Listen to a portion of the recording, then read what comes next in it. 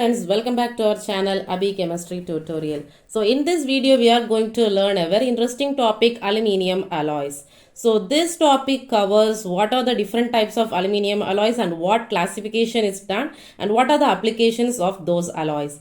So before going into the video, if you have not subscribed to our channel, please take a second to subscribe to our channel and also check all the videos in our channel so that you will be benefited. And I have uploaded a lot of videos. Please support me by subscribing to our channel and share the video links to your friends. So I'd like to tell a good news for you. So I am getting more response from the viewers nowadays. So all my videos are viewed by people all over India. I'm also getting good comments from all of you, which is boosting me up to do more and more good such videos for you. So this aluminium alloy video is just for you. And if you like the video, please hit the like button and also share your views in the comment section. Now let's get started. So what is an aluminium alloy?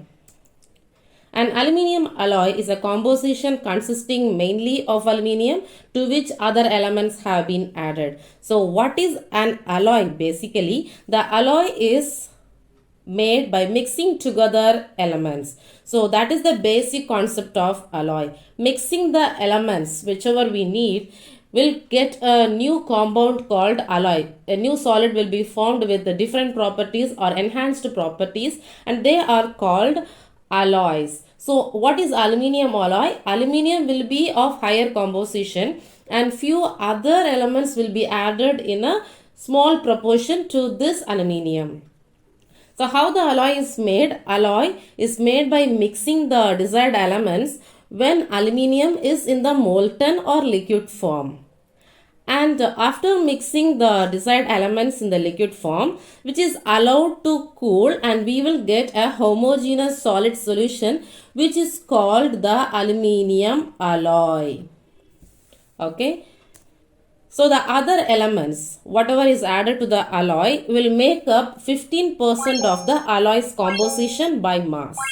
So 15% of the mass is composed of these other elements, and these elements may be iron, copper, magnesium, silicon, zinc.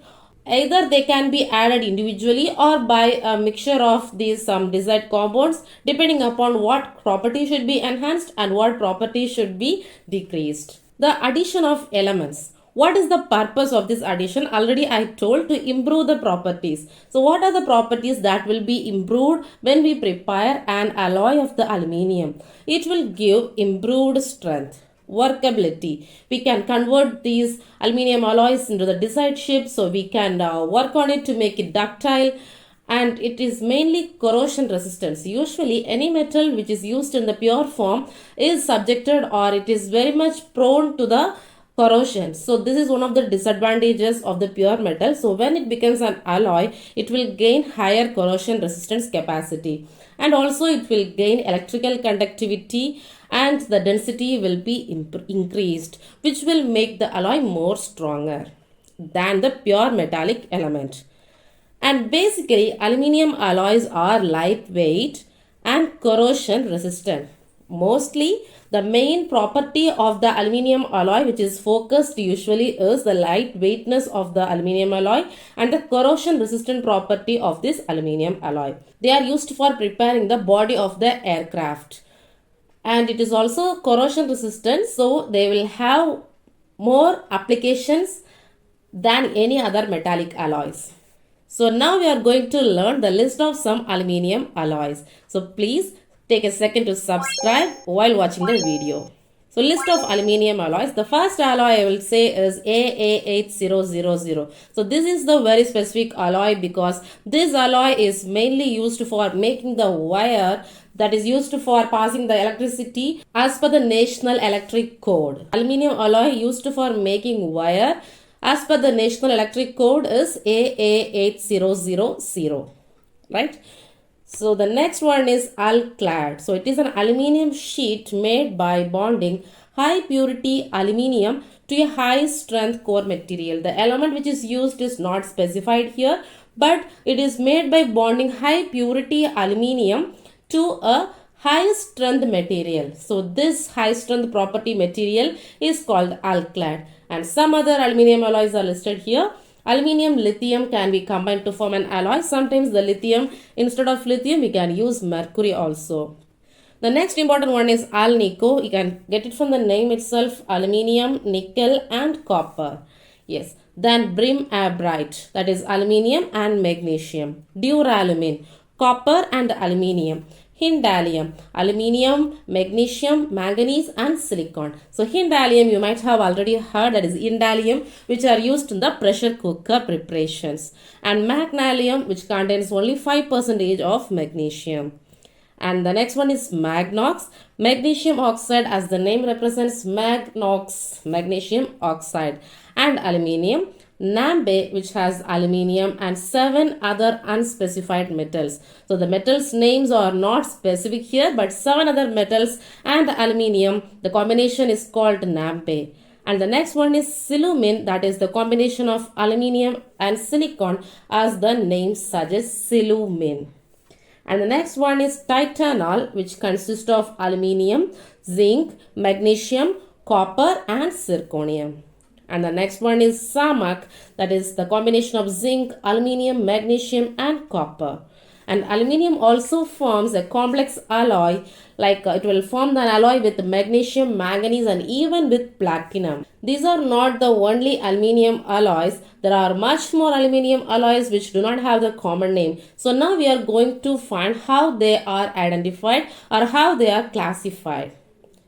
So identifying the aluminium alloys. So this is a very important and very interesting part of this video. And before going to the video, please subscribe and hit the like button and also click the bell button so that you will be notified when I upload the next video also. And identifying the aluminium alloys. So alloys have common names as we discussed before, like alnico, brimabrite and so on. But still they must have a 4-digit code so that they can be identified exactly. So the first digit of number will be the series name. That is like 1 series, 2 series, 3 series, like that up to 9 series of aluminium alloys are classified. So let us see one by one. So the first one is 1 series, that is 1XXX. The XXX means it may be 0 or 1 or 2 or 3, like that up to 9. So what is the aluminium alloy with 1 series? So the pure aluminium, the commercially pure aluminium is given by 1X series. So these are made up of 99% of high purity aluminium, or that is, it depends upon whether 99% purity or 98% purity. Based on that, the numbers will range from 100 to some other numbers. So 2X series or 2 series, the principal alloying element. So what is principal alloying element? In the case of any alloys, there will be some combination of 3 or 4 metals, but some element, any one of these other elements will be in the higher proportion, and that is called the principal alloying element. So here the principal alloying element in the 2 series is the copper. So this copper mixed alloy, when it is heat treated, it will improve the strength. So heat treating these alloys will improve the strength of the 2 series alloys. And these alloys are strong and tough. The copper mixed aluminium alloys are strong and tough, but they are not as corrosion resistant as the other aluminium alloys. So in case of corrosion resistance, they are in a bit lower limits than the other aluminium alloys.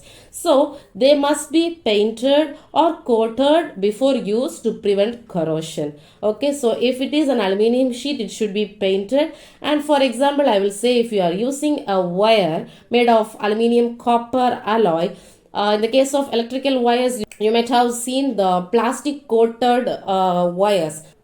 That is because the aluminium copper alloy has less corrosion resistant properties, so they are protected for use. So the most common aircraft alloy is 2024. Okay, so the 2 series, the most common aircraft alloy is 2024, and particularly in this 2024, T351 is the hardest aluminium alloy. Of all the aluminium alloys, the hardest aluminium alloy is 2024 T351. And next is the 3 series. The main alloying element in the 3 series is manganese and a smaller composition of magnesium also. Okay, the 3 series consist of the manganese in the highest amount or high ratio and is very small amount of magnesium. And this, the most popular alloy in this series is 3003, and which is moderately strong and workable. In case of strength, it is only moderate, but it is well known or popular alloy of the 3 series. And 3003, the application is, it is used to make cooking utensils. And the very special one is 3004, which we are using in our day-to-day life. They are used for making aluminium cans for beverages. The soft drinks, some of the carbonated drinks, they all come in aluminium cans, right? In small aluminium cans. And the aluminium alloy used for the purpose of making those cans are 3004. And the next one is 4 series. So the main alloying element in 4 series is silicon. Silicon is added to aluminium to make 4 series alloys. And adding the silicon will lower the melting point of the metal.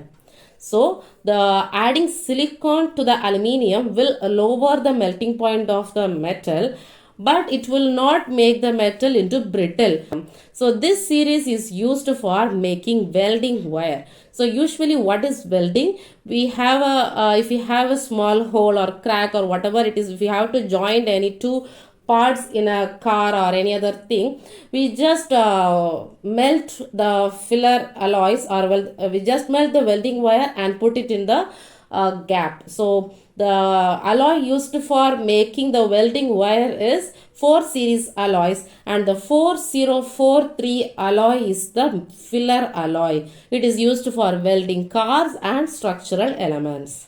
The 5 series alloys. The principal alloying element in this series is magnesium. So in the 3x series, the magnesium is in smaller amount, but in 5x series, the magnesium is the principal alloying element.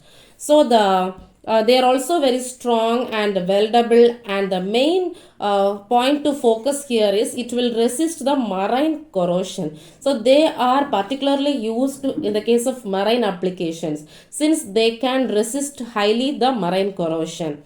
So the 5x alloys are used to make pressure vessels and storage tanks for marine applications. Okay.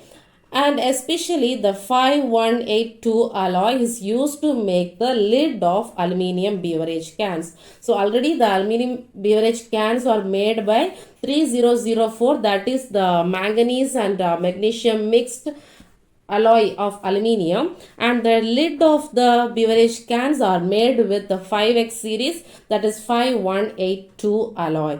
So the aluminium cans is actually made up of 2 alloys.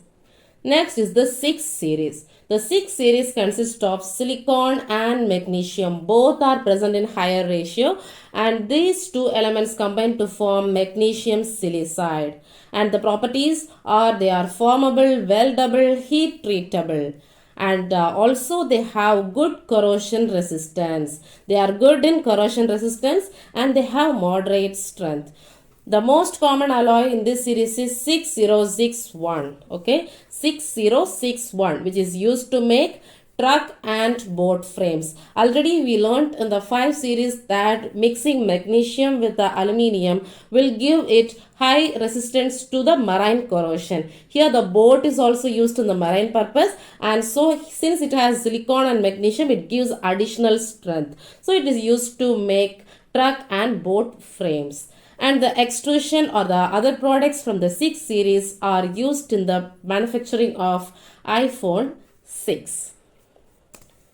The 7 series. The 7 series, the principal alloying element is zinc, and the resulting alloy is heat treatable and very strong. It is the very strong alloy when it is mixed, when the aluminium is mixed with the zinc. The important alloys are 7050 and 7075. So the aluminium, the strength of the aluminium is enhanced when we add zinc as the principal alloying element. That is the 7 series Aluminium alloys are very strong and they are heat treatable. And the important alloys are 7050 and 7075, and both of them are used to construct aircraft. And the next is 8 series. These are aluminium alloys made with other elements which are not listed here. But the examples are 8500, 8510 and 8520. And the 9 series, the series starting with the number 9 is currently unused. And next we are going to learn what is the strongest aluminium alloy. So which one is the strongest aluminium alloy? So before going to that, please take a second to subscribe and also hit the like button. Okay. So what is the strongest aluminium alloy? When manganese is added to aluminium, it will increase the strength and also yields an excellent workability and corrosion resistance. That is 3XXX series. That is 3 series is the strongest aluminium alloy in the heat treatable grade. Okay. In the case of heat treatable grade, the manganese aluminium alloy, that is 3 series, is the strongest alloy, and in the case of non-heat treatable grade, the alloy 5052 is the strongest alloy. That is 5052 means the mixing of magnesium with the aluminium. So in case of heat treatable, the 3 series is strong, and in case of non-heat treatable 5052, that is 5 series, is the strongest aluminium alloy. And the main classification of aluminium, in general, the classification of aluminium alloy can be into two, that are wrought alloys and casting alloys. So what are wrought alloys and casting alloys? The alloys which are manufactured or produced, or they are manufactured by chemical processes, is called wrought alloys. And casting alloys, the elements or the metals are just melted and casted in a mold. So they are called casting alloys. So in both the case, they are subdivided into heat treatable alloys and non-heat treatable alloys. Okay, they are subdivided into heat treatable and non-heat treatable alloys. Almost 85% of aluminium is used in wrought alloys, because the wrought alloys are more stronger than the cast alloys, because the cast alloys are just made by melting the elements, and they are made by casting in a mold. So they will have low melting point and have low tensile strength. So if we give some tension to the product, it will easily break. So it will have low tensile strength. But in the case of wrought alloys, they are manufactured or produced in a homogeneous solid form. So they will have more durability than the cast alloys. So now we have learned what are aluminium alloys, what are the examples of aluminium alloys, how they are identified, which is the strongest aluminium alloy, and also how they are classified. So I hope the video is very useful for you. So please hit the like button, share to your friends, and don't forget to subscribe to our channel, and also leave your thoughts in the comment section. So see you all in the next video. Until then, bye. Thank you. Take care.